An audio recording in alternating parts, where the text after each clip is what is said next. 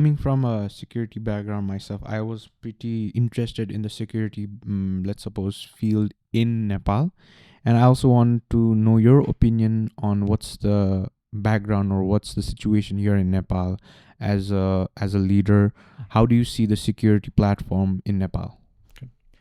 So, I mean, a little bit of background about what we do at Leapfrog, So we work with health tech companies in the US. Mm-hmm. So very often we're dealing with people's personal data, healthcare data, which is very sensitive.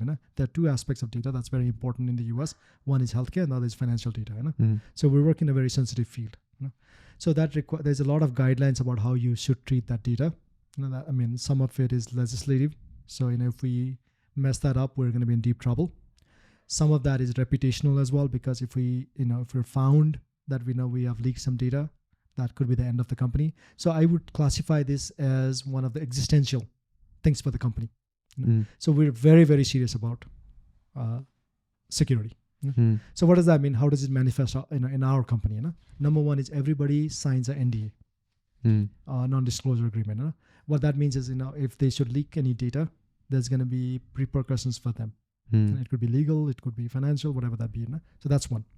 Beyond that, there's a training for everybody. It's called HIPAA training. So HIPAA training is Healthcare Act around how you treat healthcare data. And we basically say, okay, what are you supposed to do? What are the data that are very sensitive, and you should know them, right?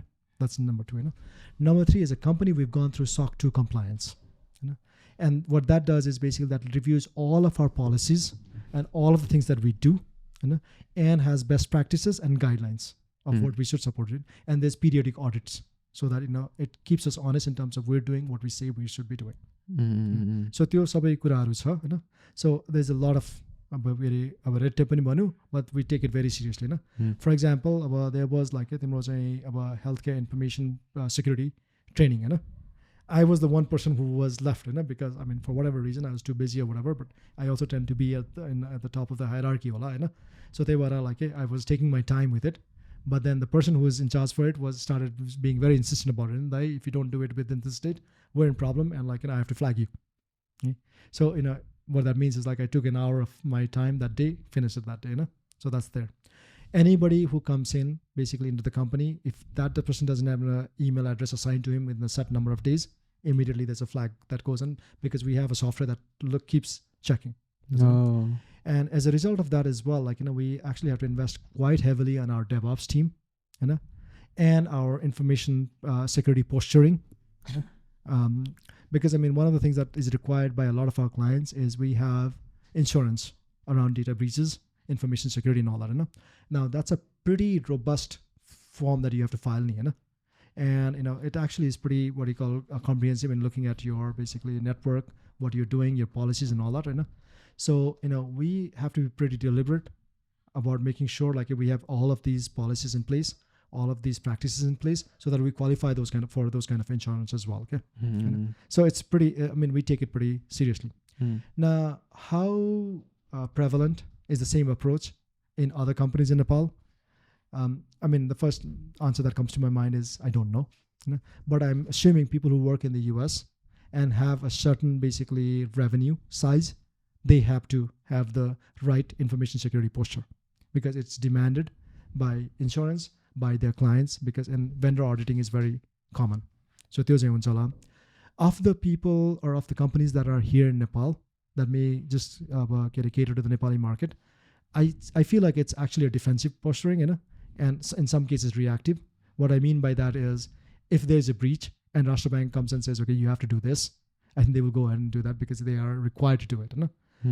Being proactive and keeping all of these things in place, I think it may be a thing about informational maturity or a technological maturity that may not be there, or people not having the right appreciation of the need to do that. Sometimes it's a simple matter of cost as well. So that's what I think.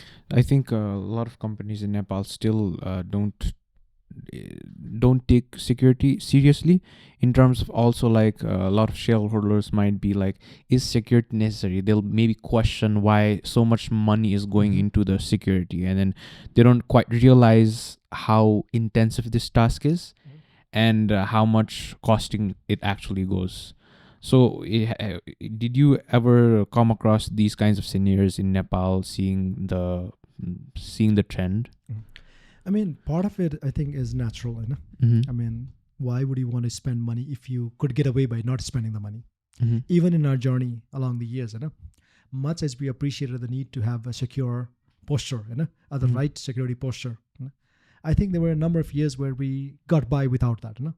Part of it is like when you're small, people don't really care about you, you know, and you're not a target, you know. So I think that's kind of natural.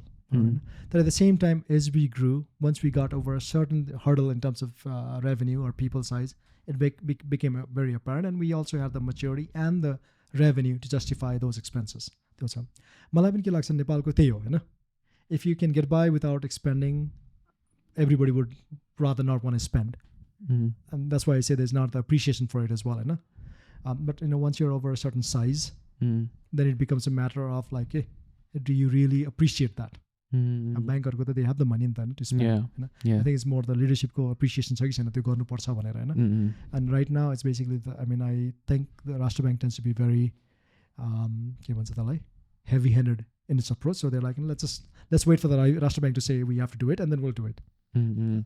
So, While making a company or while growing a company, do you think like initially they might not have to focus on security that much, but there's like a threshold that they have to complete, and then maybe they'll start to, let's suppose, invest more in security? Is that the trend? I think that's always the case. Okay. Because unless you've raised a lot of money, Mm-hmm. where it justifies being that from day one, Mm-hmm. you're going to try to find, okay, you have a limited set of resources, which in this case is money, and where are you going to deploy it? Mm-hmm. You want to deploy it to where like basically produces revenue, that could be people or, you know, spending in the product, getting it on the market, and security becomes a second or an afterthought. Mm-hmm. Right? Now, once you grow to a certain level or a maturity by in terms of revenues, in terms of people hosts, I think you will say, okay, now we need to invest in that. You see. Oh, it's this is not but because we as security students have been taught a lot about these kinds of scenarios, and then our teachers also have shared a lot of to be honest stories about banks, about companies, how they don't take security seriously in Nepal. And then as you said, it's a growing trend of people actually because these couple of years, let's suppose people kind of hacking into systems has grown a lot. So for that, how can a company who's starting off kind of be secure about it, and then how can they start off it? I think, it's actually become a lot easier because there's actually models in place like that you can emulate. हामी सुरु गर्दा त actually still quite far off थियो भनौँ न हैन. So for example, we use a software called Vanta that audits us periodically but also flags any inconsistency on what our rules and regulations are हैन. त्यो भएपछि, and I don't know what we pay, but it's not a lot Hahn. So that keeps us in in compliance with our policies and all that in place. So even for a small company, there are ways to be compliant with security, keeping security front and central. And the cost of doing that is not as prohibitive as it used to be. So I would encourage any company to actually talk with, there are vendors that basically audit you for that, or they help you through that, even in Nepal, outside as well. Good thing is they actually have software in place which can actually scan your network, which can basically look at things like in any changes and say whether like you need to do anything differently or whether that is not in compliance with your policies. So मलाई त्यो अर्को कुरा के छ भने, actually this came from a client of ours who is in the fintech sector. What they said is, look, up to a certain threshold, you're pretty small. People don't care about you, and that is the time where you can afford to be a little lax in security, But very quickly, once you cross that threshold, there are going to be people gunning for you, So when you're small, you actually have the time to, you can be a little more, you can take a little more time developing those practices, those policies in place to be that, And I would say, talk to a consultant, which is what we did. I know there are consultants in Nepal But for our case, we actually talked with a consultant in the US, and they helped review our system, helped us basically build policies that helped us to be a better company from a security perspective.